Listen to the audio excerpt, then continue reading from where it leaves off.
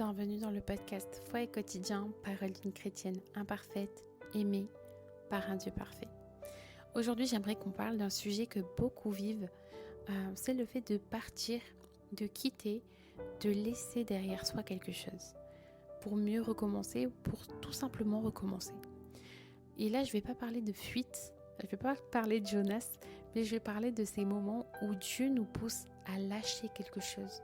Ça peut être un environnement, une relation, un travail, un appartement ou juste un lieu dans lequel on s'est installé et qu'on pensait garder très longtemps, mais Dieu va te dire de quitter. Et franchement, c'est même jamais simple de quitter. C'est toujours un petit déchirement, je sais pas, quand tu quittes la maison familiale ou les choses comme ça. Mais quand on sait que c'est la volonté de Dieu, c'est différent, ok ? Même si c'est difficile, ça reste différent. Et dans la Bible, on voit souvent, dans la vie de plusieurs personnes, que Dieu dit à ces personnes-là clairement, sors, quitte ou avance. Par exemple, à Abraham, dans Genèse 12, verset 1, Dieu va lui demander de quitter son pays, de quitter sa famille, de quitter sa maison pour aller vers un lieu qu'il ne connaît même pas encore. À Moïse, Dieu va dire « Sors d'Égypte ». À Élie, Dieu va dire « Va au torrent ». À Paul, Dieu va dire « Quitte cette ville, ton temps ici est terminé ». On voit que parfois Dieu demande de tout quitter. Pas juste de changer un petit détail dans notre vie, mais de réellement faire un pas qui va arracher notre confort. Et ce qui est intéressant, c'est que tu ne quittes pas forcément quelque chose de mauvais. Tu peux quitter quelque chose qui est bien, qui t'a servi, qui t'a protégé pendant une saison, mais qui n'est plus le lieu où Dieu t'attend. Voilà. Ça a été un moment, c'était la volonté de Dieu à un moment, et maintenant, il faut passer à autre chose. C'est plus le lieu, c'est plus cette relation dans laquelle le Seigneur te veut. Attention, je ne parle pas de mariage ici, bien évidemment. Ça ne marche pas. Mais je parle de relations amicales, je parle d'un emploi, je parle d'une maison. Voilà, de ces choses-là qui peuvent être amenées à changer. Ok. Le mariage ne change pas. Je tiens à préciser au cas où que tout ne soit pas sujet à interprétation. En tout cas, le mariage de deux personnes chrétiennes est c'est à la vie et à la mort. Ok. Bref. Il y a des moments où Dieu va parler très clairement. Il va te confirmer les choses. Il va te donner la paix. Il va te donner des directions précises. Et ça, c'est génial quand ça arrive. Je ne sais pas si ça vous est déjà arrivé. Moi, par exemple, pour le choix de mon mari, c'était très simple, très clair. Le Seigneur me parlait de multiples façons et je voyais tout et j'entendais tout. Voilà. Mais il y a aussi des fois où le Seigneur ne te parle pas. Enfin, du moins, tu ne l'entends pas. Tu ne vois rien. Tu as beau prier, tu demandes au Seigneur des signes. Il n'y a rien. Tu vois rien, tu comprends rien. Et voilà. Et c'est comme si, pourtant, tout autour de toi, il y a le Seigneur qui essaie de te faire comprendre, il faut que tu quittes. Il y a plein de petits trucs qui se passent dans ta vie et là tu te dis, ok Seigneur, tu es en train de vouloir m'extraire de cette situation, de cette relation, de cet emploi, etc. Et c'est un peu, je parle de ça aujourd'hui, parce que c'est un peu ce que je vis actuellement. J'ai pas entendu Dieu me dire audiblement, quitte ton appartement. Mais en un mois, mon logement a été rempli de moisissures. Voilà. Un mois, c'est rapide, donc on ne peut pas l'ignorer parce qu'on le voit. Ça se remarque, ok ? Et clairement, un appartement, c'est vraiment un lieu où tu te sens bien, c'est ton intimité, c'est ta sécurité. Voilà. C'est clairement... c'est pas un lieu que tu quittes du jour au lendemain parce que tu as toutes tes affaires, Et la société fait qu'aujourd'hui, on est attaché.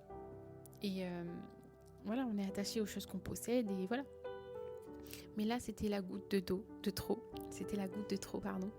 C'est-à-dire que la moisissure, ok.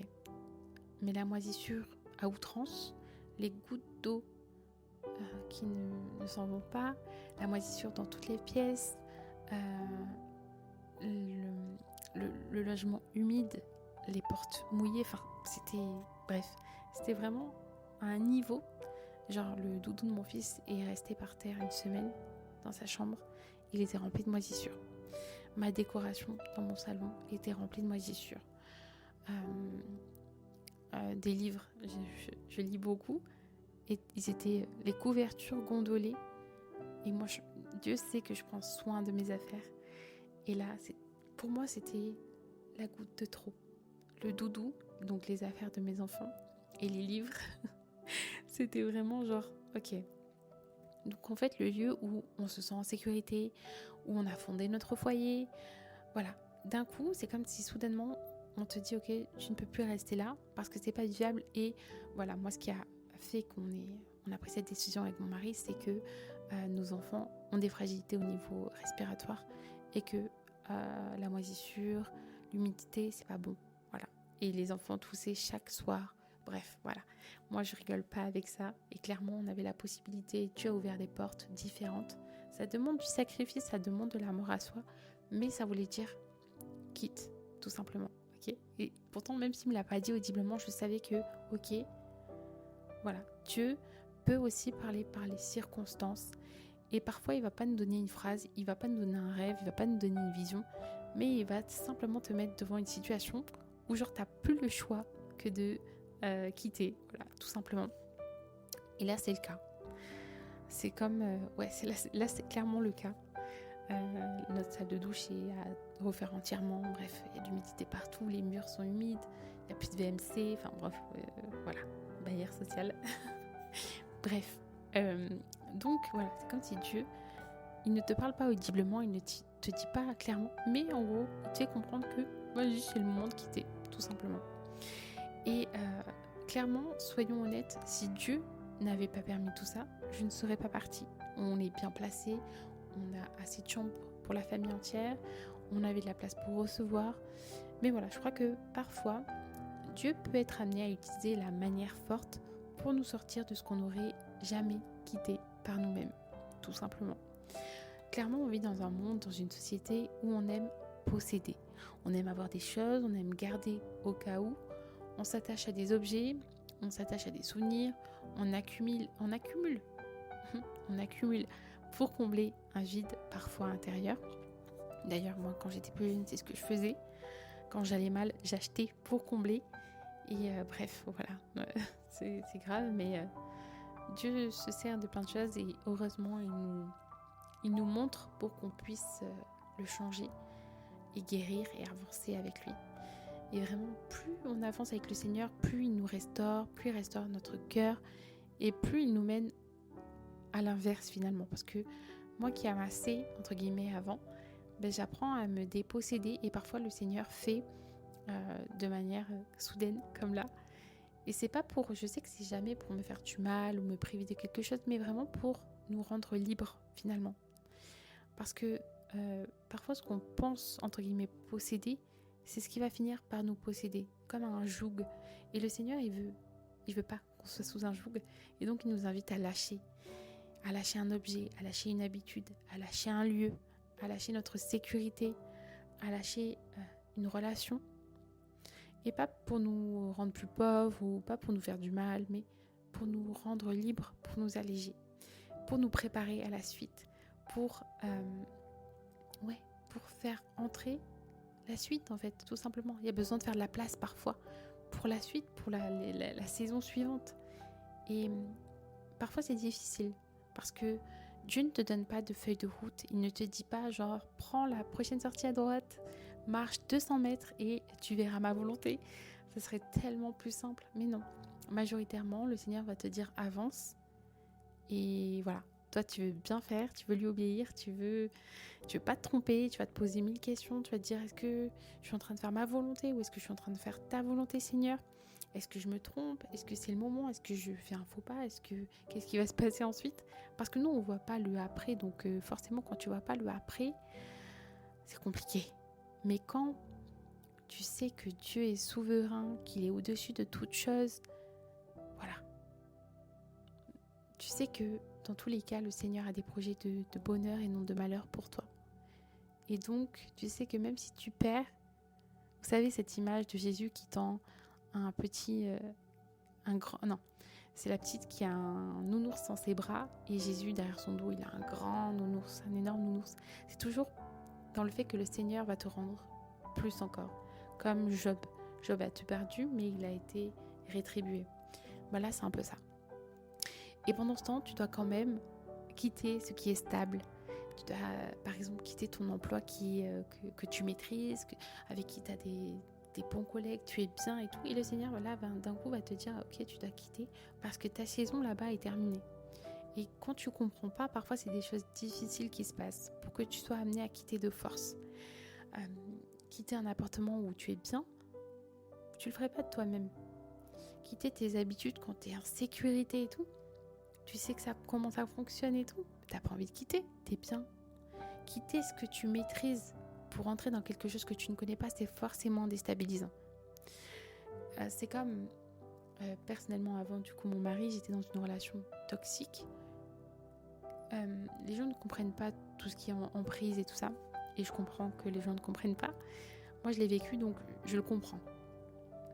Et dans l'emprise, il y a aussi ce fait que tu ne sais pas. La personne va te faire croire que ce que tu perds, c'est genre tu n'auras pas mieux après. Donc tu n'oses pas vraiment, entre guillemets, quitter la relation parce que tu te dis, il a raison, je suis trop sale pour ça, ou qui voudra de moi après ça, ou genre, il est arrivé. Vous voyez ce que je veux dire? Donc en fait, tu restes dans quelque chose que tu connais parce que tu connais et que ça te rassure. Vous voyez ce que je veux dire? Donc, voilà, surtout quand tu es quelqu'un qui aime maîtriser, contrôler, qui aime savoir, qui aime la sécurité. Et là, Dieu arrive et il te demande de lâcher tout ça, d'entrer dans l'inconnu, de lui faire confiance.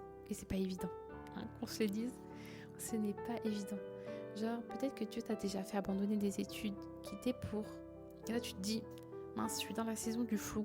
Et la saison où je sais plus ce que je vais faire, je sais plus ce que je dois faire.